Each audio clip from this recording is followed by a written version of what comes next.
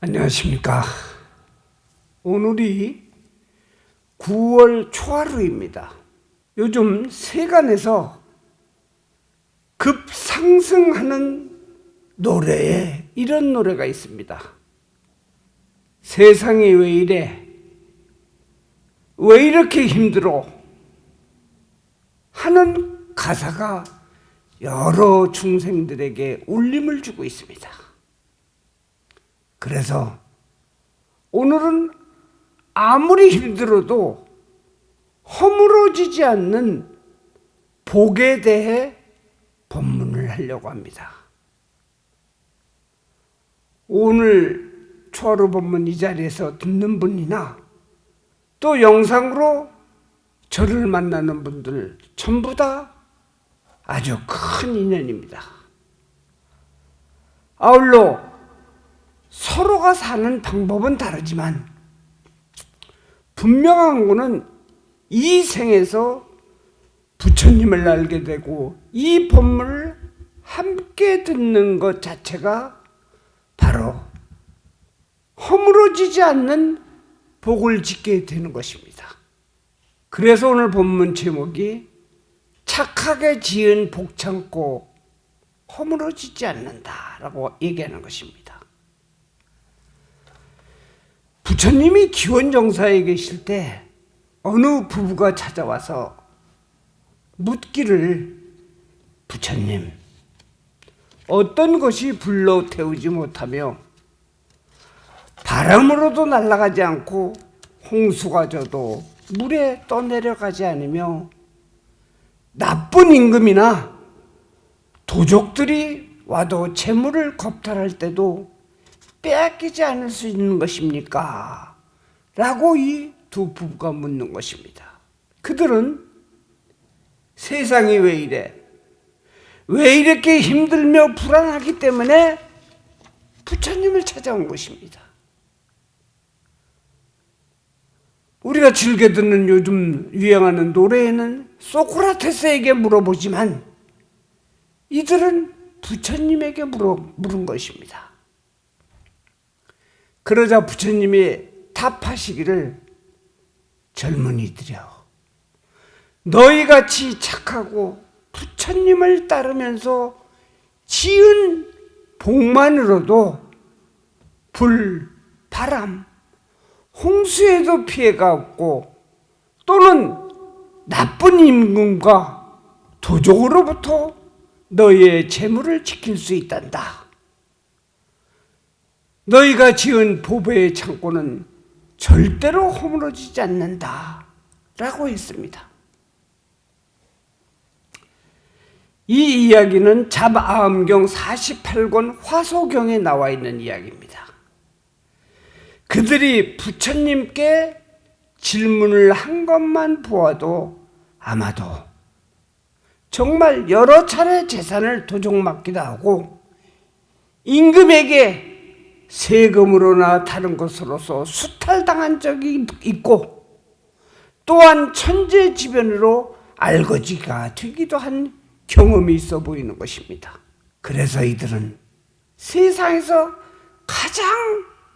가장 튼튼한 보물 창고를 짓는 법을 부처님께 여쭈러 온 것입니다. 이에 부처님은 착한 사람이 지은 복덕은 누구나 빼앗을 수 없는 것이라고 가르치는 것입니다. 우리도 가끔 매스컴을 통해서 보면은 장롱 속에 감추어뒀던 물방울 다이아몬드나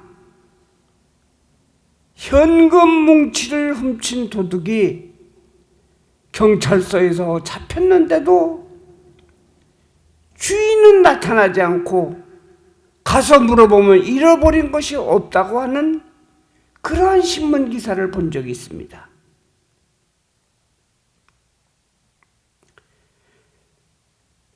이들은 세상의 이목이 두렵거나 나아가서 더 깊이 보면 칡렁콜처럼 떳떳지 못한 이유로 벌어들인 재산이 하나 둘씩 드러나는 것이 싫기 때문에 안 나타나는 것입니다.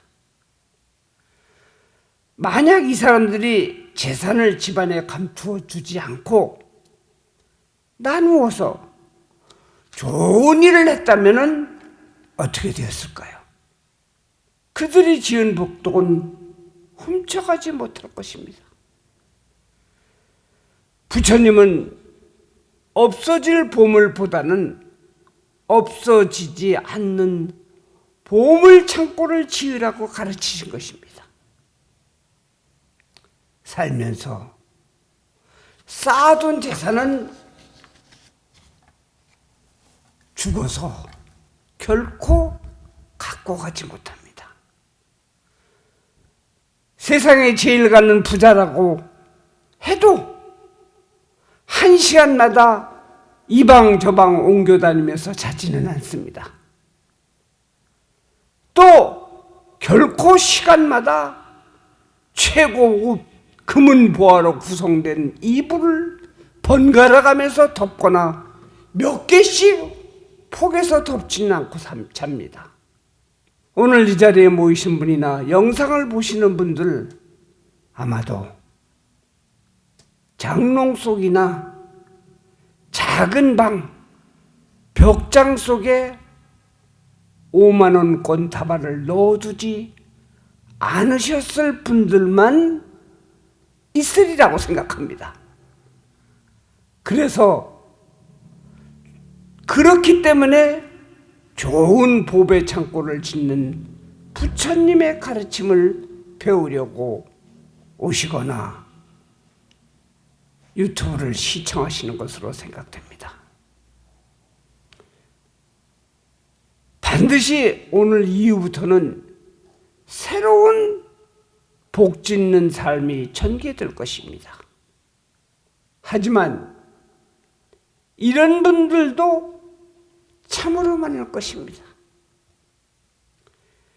내가 지금부터 새로이 복 짓는 삶을 살려 해도 나이도 먹었고 현실적으로 이미 기울었는데 너무 늦은 거 아니냐 하는 분들도 많을 것입니다. 그렇습니다. 옛말에 늦었다, 후회하는 생각할 때가 가장 빠르다고 그랬습니다. 또는 후회는 아무리 빨리 해도 이미 늦은 것이라고 그랬습니다. 이 두 말은 다 나름대로 진실된 말입니다. 현실적으로 우리가 후회를 한다는 것은 아무리 빨라도 늦은 것이죠. 지나간 일이기 때문에 후회하는 것입니다. 늦지 않았다면 후회하지 않을 것이니까요. 여러분들, 세월호 같은 큰 사고가 난 후에도 안전불감에 대한 후회를 해보아도 또 전염병으로 많은 환자가 나오거나 희생자가 나온 뒤 결코 이렇게 대응하지 못한 것을 후회해도 아무런 소용이 없는 것입니다. 우리는 살다 보면은 개인적으로 수없이 이런 일들을 겪게 됩니다. 그때 내가 조금만 더 침착했다면, 또는 내가 조금만 더 참았다면, 또는 내가 조금만 더 열심히 했다면 아마 이런 과거가 연속되는 것이 바로 우리 중생의 삶입니다. 불자 여러분, 어느 누구도 지난 일에 대해서 후회가 없는 사람은 없습니다. 자기는 최고로 떳떳할 것 같다 하더라도 후회 없는 사람은 한 사람도 없습니다. 잦은 후회 속에서 인생은 진행되기 때문입니다. 우리는 흔히 이런 얘기를 많이 합니다. 내가 10년만 젊었다면 하고 아쉬워하기를 잘합니다. 하지만 10년 전에 후회할 때 정신 차리고 조금만 더 열심히 했다면 얼마든지 후회를 줄일 수 있는 것입니다. 우리는 늘 어제를 후회합니다. 할 말 못할 말 하지 않아서 엉뚱하게 궁지에 몰리는 그 어제를 후회를 합니다. 이 후회가 반복되지 않으려면 흔들리지 않는 튼튼한 복의 창고를 짓는 법을 배워야 됩니다. 경전 자바음경 노부부경에 이러한 이야기가 또 있습니다. 어느 날 부처님은 아난다와 함께 탁발을 나갔다가 늙은 거지 부부를 만나게 되었습니다. 그들은 남루한 옷차림에 모닥불을 쬐고 있는 것입니다. 아난다는 부처님, 저들은 어찌하여 늙은 따오기처럼 신세가 저렇게 공공합니까? 그러자 부처님의 말씀하시기에 저들은 젊고 건강했을 때 열심히 일하지 않았기 때문이라. 그때 열심히 했다면 아마도 그 동네에서 제일 가는 부자가 되었거나 수행을 했다면 아라한이 되었을 것이다.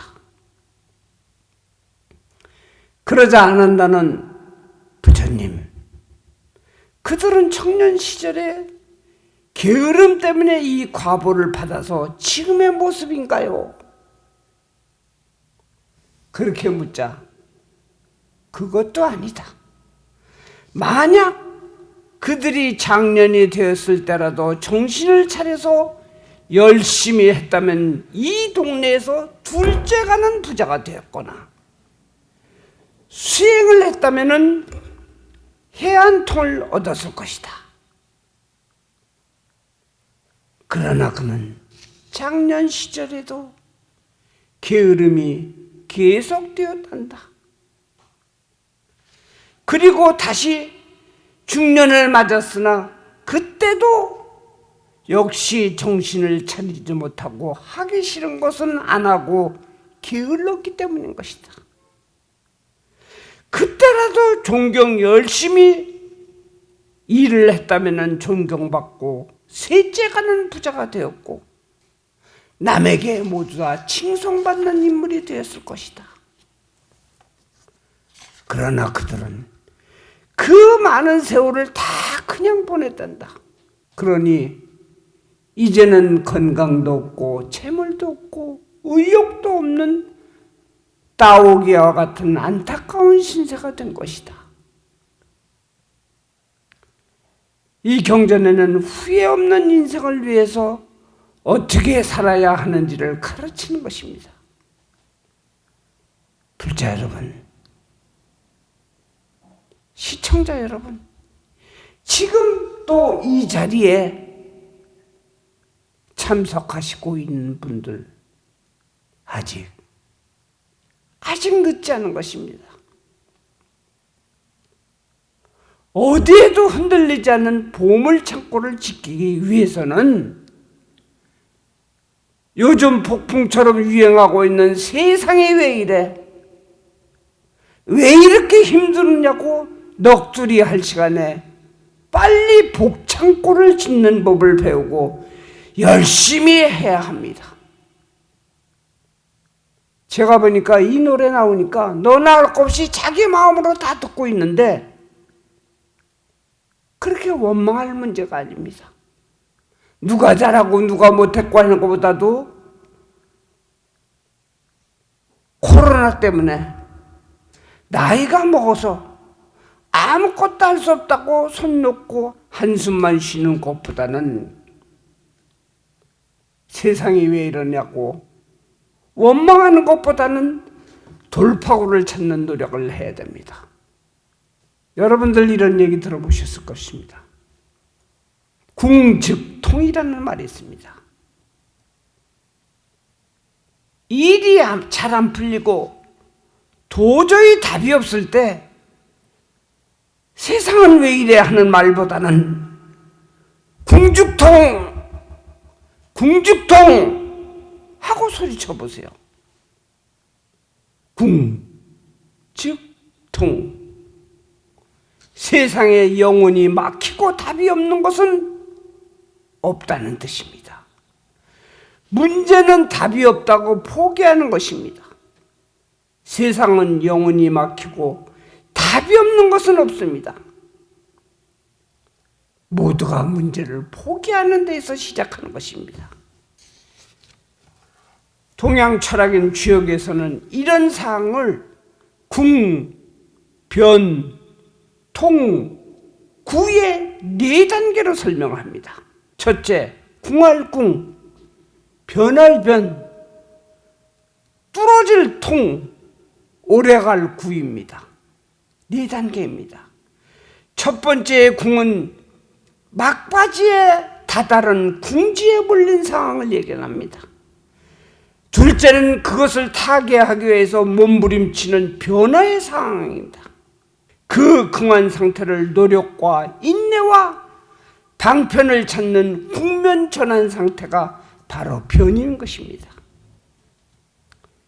셋째가 통의 단계로 새로운 국면으로 대안을 찾아서 안정과 회복의 단계에 이르는 것입니다.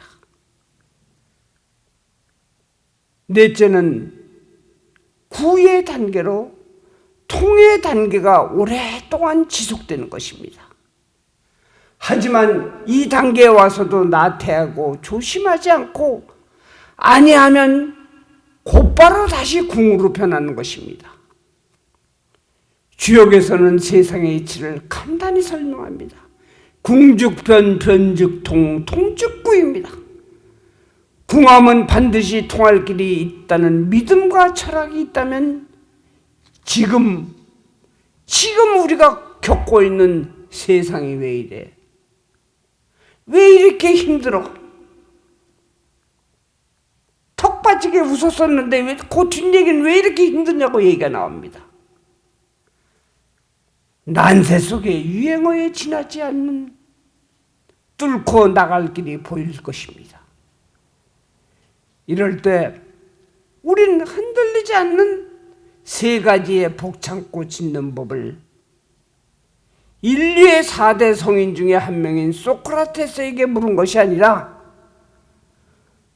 우리 뒤에 계신 부처님께 물으면 이렇게 쉽게 답을 해줍니다. 얼마나 가수가 목말라가면서 테스형 잡고 있습니까? 그런데 부처님께 물으면 이토록 쉽게 답을 해줍니다. 그 첫 번째가 뭐냐? 삼보에 귀해라. 불법성을 믿고 맡기라 얘기해. 삼보라는 불법, 부처님과 불법, 이를 전달하는 스님, 법사, 신도, 모든 승가, 불교와 가까이 하는 이 모든 사람이 승가인 것입니다. 두 번째는 3가지 지혜만 터득한다면 이런 노래에 휩쓸리질 않습니다. 그 지혜는 뭐겠습니까? 문해라고 합니다. 문해. 열심히 들어서 아는 지혜. 두 번째는 사해. 생각할 사자입니다. 듣고 생각하여 내 마음속으로 새기는 지혜가 필요한 것입니다. 세 번째는 수혜입니다. 듣고 생각하여 새긴 것을 수행한다는 얘기, 실천하는 지혜가 있어야 됩니다. 여러분들이 이 자리에 앉아서 저하고 본문을 들을 때 본문을 열심히 들으면서 고개를 끄덕이는 것이 문해입니다. 가슴에 와서 닿으면 공감, 변화를 다짐하는 것이 사해입니다. 아, 이 얘기를 듣고 나니까 맞다. 공감이 간다. 이렇게 해야 되겠다는 의지를 굳히는 것이 사예요. 세 번째 수예는 듣고 생각하고 새긴 것을 즉시 이웃이나 가족에게 실천하는 수예. 이것을 불교에서는 문사수 삼해라고 얘기를 합니다. 보살행 변화경에 나오는 개송에는 이런 개송이 있습니다. 여러분들 이 개송 잘 새겨 듣길 바랍니다. 태양이 나타나면 반딧불과 별들도 사라지고, 지혜가 나타나면은 온갖 외도와 무명, 혼미도 사라진다 라고 했습니다. 자, 지금 여러분들은 삼보에게 귀하고 문사수예를 실천하고 세 번째에 아주 핵심적인 얘기로서 세 번째 원망하지 않고 튼튼한 복을 짓는 것이 기도 정진을 해야 된다는 얘기입니다. 앞에 두 가지의 삼보귀하고 지혜 터득을 알게 된 것을 흔들리지 않기 위해서 아주 좋은 소원을 갖고 기도를 해야 합니다. 그 기도도 어떤 기도를 해야 되느냐? 나 좀 빨리 취직시켜 주세요. 건강하게 지켜주세요. 아프게 달라는 기도가 아니라 남을 위한 기도를 많이 하세요. 남을 위한 기도를. 소외된 이웃과 모든 사람들과 또 소외된 영가를 위해서 기도하세요.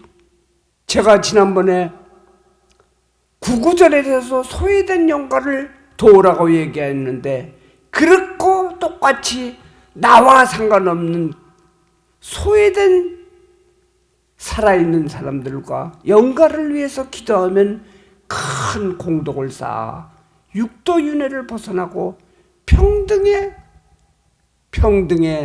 기쁨을 누립니다.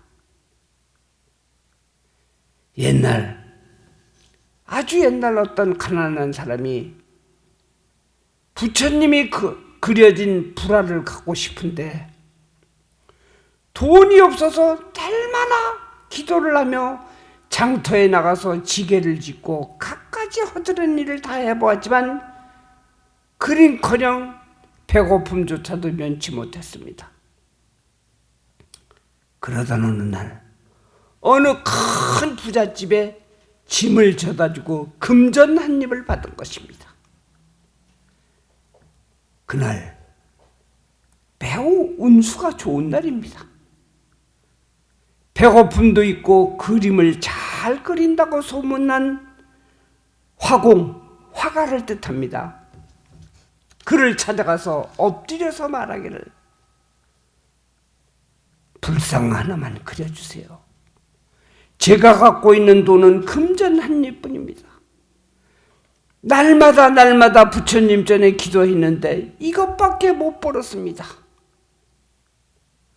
화공은 묵묵히 얘기를 듣다 그의 정성에 감복하여 그림을 그려주기로 약속을 했습니다.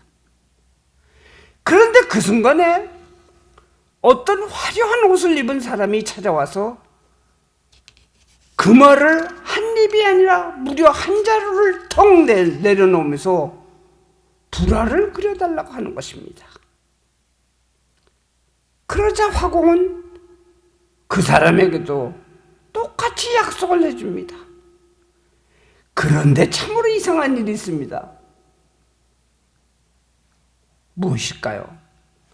두 사람에게 전부 한날 한시에 그려주기로 약속을 하는 것입니다. 자, 드디어 화공이 약속한 날이 되어서 그를 찾아가니 부자도 이미 그를 찾아와서 기다리고 있는 것입니다. 화공은 그림을 하나 그려놓고 두 사람을 불러서 이렇게 얘기를 합니다. 이 그림이 당신네들이 그려달라고 한 부처님의 불화입니다. 그러자 두 사람은 화공에게 아니 불쌍한 그림은 하나인데 어찌 두 사람이 나누어 가질 수 있습니까? 누구 것인지 말 좀 해주십시오. 라고 말하는 것입니다. 두 사람은 서로 가지고 싶은 눈빛으로 화공을 상대를 번갈아 바라보고 있었습니다. 이때 부자는 당연히 돈을 많이 주었으니까 자기 것으로 생각하고 의기가 양양한데 가난한 사람은 그 그림을 빼앗길까 봐 전전긍긍한 것입니다. 그때 이 그림을 그린 화공이 말하기를 그렇습니다. 지금 보고 있는 그림은 분명 하나입니다. 하지만 이 불상은 곧 변할 것입니다. 두 사람의 공덕과 복덕 때문일 것입니다. 이렇게 화공이 말을 마치자 그림 속에 있는 불상 하나가 갑자기 두 개로 딱 변하면서 두 사람 앞으로 각각 뚜벅뚜벅 걸어 나오는 것입니다. 두 사람은 각각 가슴속으로 불상을 하나씩 갖게 되었습니다. 이 이야기는 불상은 즉 부처님은 부자는 부자대로 가난한 사람은 가난한 대로 두 사람에게 돈 많다고 특권을 준 것도 아니고 권력 있다고 특권을 준 것도 아니고 평등하게 걸어가게 한 것입니다. 세상이 왜 이래? 왜 이렇게 힘들어? 이런 말이 필요 없이 바로 이런 말이 왜 나왔겠습니까? 평등하지 못하기 때문인 것입니다. 우리가 사는 세상 모든 이들이 불상을 그린 화공과 같아야지 되는 것입니다. 화엄경에 심여공화사라는 이 말이 있습니다. 마음이 즉 화가와 같다고 했습니다. 여러분이 그림을 잘 그리면 크고 작던 가치가 있던 없던 초등학교만 나왔던 하버드 대학을 나왔던 우리의 작은 소원 앞에 불상은 뚜벅뚜벅 걸어 나와서 여러분 가슴속으로 들어갑니다. 오늘 부처님께 배운 복 찾고 공덕 짓는 세 가지의 방법 다시 한번 돌려보시고 잘 따르면서 멋진 그림을 그리시기를 바라며 오늘 법문 여기까지로 마칩니다. 남무 석가모니불 남무 석가모니불 나무 샤본서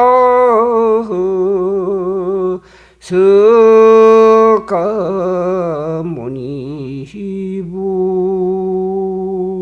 감사합니다.